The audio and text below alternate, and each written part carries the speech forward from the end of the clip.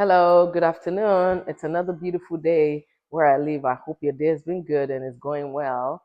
Thank you for joining us again today. The last time we met, we discussed emotional intelligence, raising emotionally intelligent children. Today, we'll kind of deviate a little bit. Um, we're not deviating too much, but this deviation, it's kind of goes along with what I've been talking about. Several people have reached out to me to talk about marriage, and I've said, no, that's not really what God has put in my mind.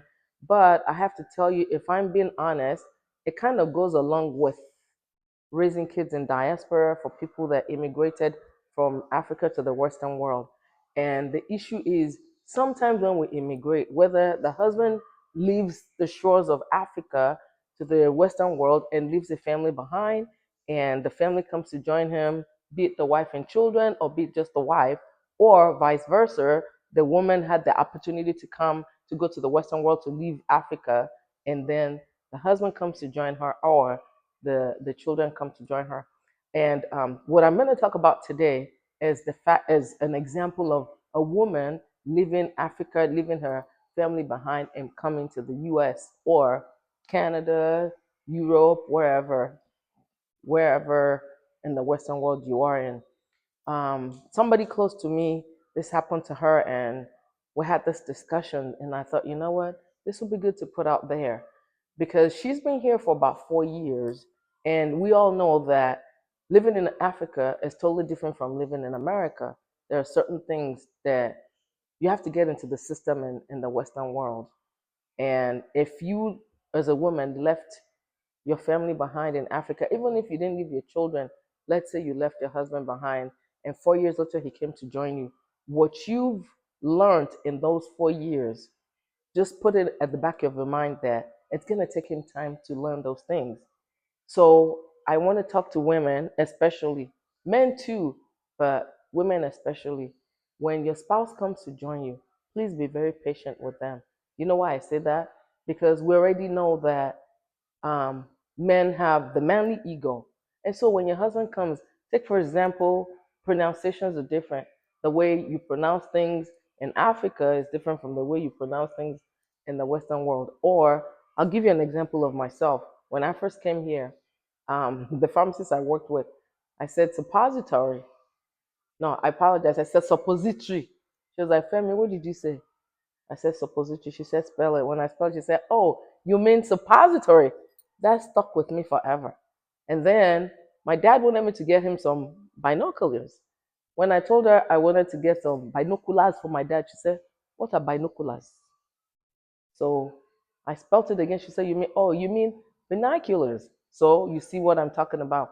So it's easy to say when your spouse comes and they pronounce something, you say, oh, that's not what it's called. This is what it's called.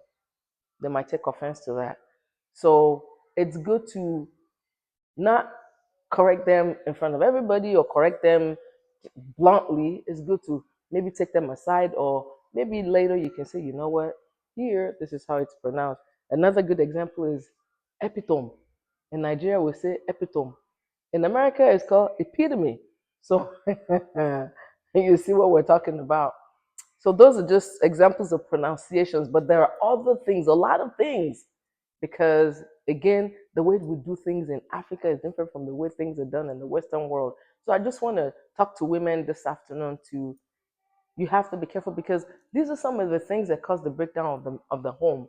And okay, so you brought kids from Africa, you already started having problems with the dad, you're already arguing about this because of the way he pronounced something and you're trying to correct him. So if you have problems correcting your husband or you're correcting your husband in front of the children, you know that already sets a bad foot for the marriage in the Western world. And then they'll say marriage in the abroad does not work.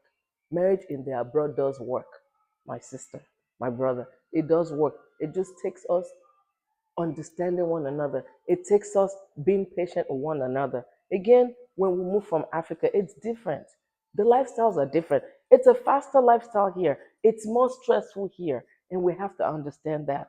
And you know, the first few months, your husband there might be some expectations. You probably want to sit him down and say, you know, this is the way things are done here, you know, as far as you going to work, him not working. And I remember when I first came, it took me even as a citizen, it took me 4 months to get a job in Chicago, and I was depressed. So you can imagine an adult that used to working, used to putting food on the table, used to catering for his family, and then he comes here, he's not able to get a job. First, he has to wait for maybe his green card to arrive, his social security card to arrive. Those things do take time. And in that time, he might get uncomfortable. In that time, he might get restless.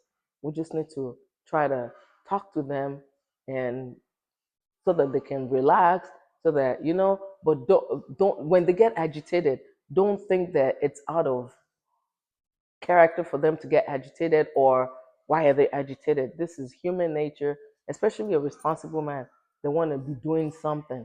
So again, I want to appeal to us women, especially now, us women.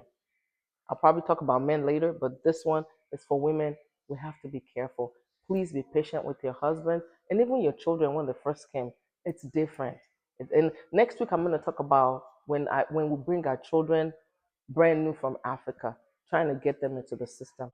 Thank you for joining us today. We talked about when families relocate from Africa to the Western world, especially if it's one person that relocated first and the family comes to join, being patient with one another. Next week, I think we're going to talk about when the kids immigrate newly from Africa to the Western world.